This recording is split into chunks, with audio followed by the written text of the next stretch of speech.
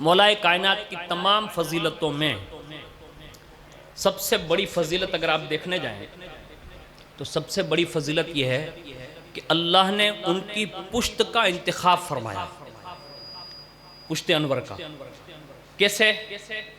हर नबी की जो नस्ल चली तो फरमाया गया कि वो उनके बेटों से चलेगी, और हुजूर ने फरमाया मेरी नस्ल मेरी बेटी फातिमा से चलेगी, लेकिन अल्लाह ने इस पुश्त में से मेरी नस्ल को चलाने के लिए अल्लाह ने अली की पुश्त का इंतखाब फरमाया। अब कयामत तक जो हुसैनी हसनी सादात हैं रसूलुल्लाह की औलाद भी कहलाते हैं और आले अली भी कहलाती है। यानी ये खुसूसियत मौलाए कायनात की है कि कुदरत ने अपने महबूब की औलाद का इंतखाब के लिए अली की पुश्त का इंतखाब किया।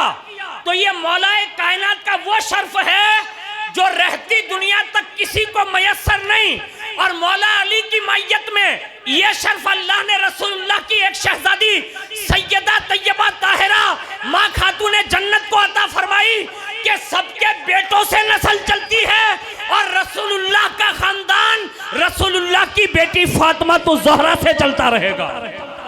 और ये कायनात में ये दो शख्सियतें हैं जिनको अल्लाह ने ये शर्फ अता फरमाया, और ये हिस्सा अल्लाह ने इन दोनों शख्सियतों के हवाले फरमाया। लेकिन इतनी बड़ी शख्सियत होने के बावजूद भी हुजूर ने जो बात इरशाद फरमाई ना वो सुनने के काबिल है। एक जगह पर इरशाद है, हमारे यहाँ हम लोग कुरान सुनते हैं माशाल्लाह, हाफिज़ आप बुलाते हैं, अच्छी बात है, बुलाना चाहिए और खूब सुनना चाहिए। क्यों?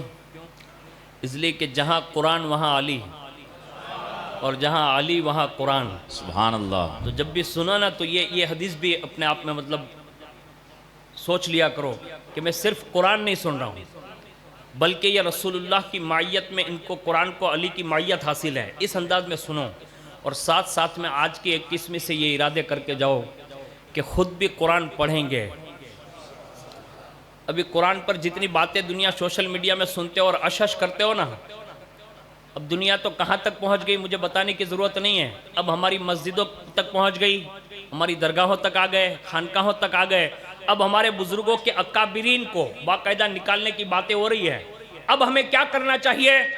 तो एक ही उसूल है, जब भी उम्मत पर ऐसे औकात आए लोगों ने कुरान से रिश्ता जोड़ा है, और जब जब कुरान से रिश्ता जोड़ा है कुफरिस्तान में भी इस्लाम के झंडे गाड़ के लोगों को बताया है कि कुरान जहां जहां जाएगा वहां वहां अली का फैजान भी जाएगा।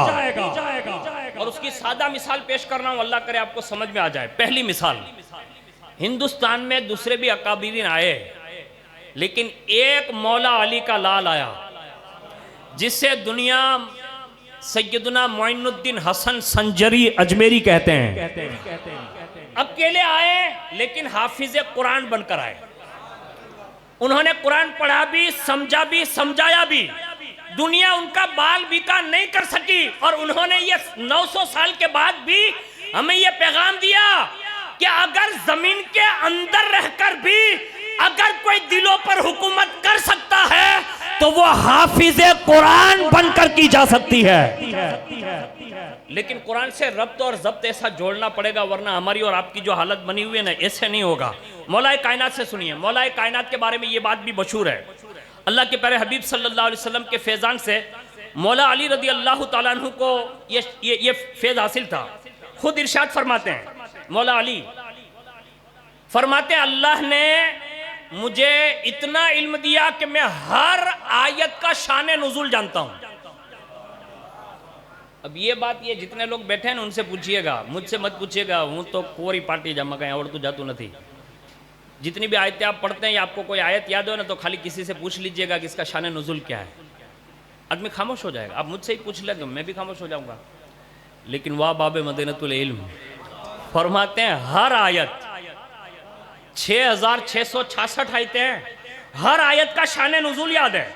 और दूसरे नंबर पर फरमाते कहां नाजिल हुई ये भी मालूम। आगे फरमाते हैं उसके सिवा उसमें जो कुछ भी है वो भी मालूम। फरमाते हैं सुनते हो ये सब क्यों मालूम है? तो फरमाते सुनो, अल्लाह ने मुझे दिल, अक्ल और बोलने वाली जबान अता फरमाई थी। यानी ये 3 चीजों का मैं मालिक था, मुझे अल्लाह ने उलूम कुरान से यूं सरफराज फरमाया। आगे सुनिए, इरशाद फरमाते हैं हजरत साद बिन अबू तुफैल के मौला अली खुद फरमाते थे, सलूनी अन किताबिल्लाह फइन्नहु लैसा मिन आयतिन इल्ला वक़द अरफ्तु बिलैलिन नज़लत अम नहारिन अम फी सहलिन अम फी जबलिन।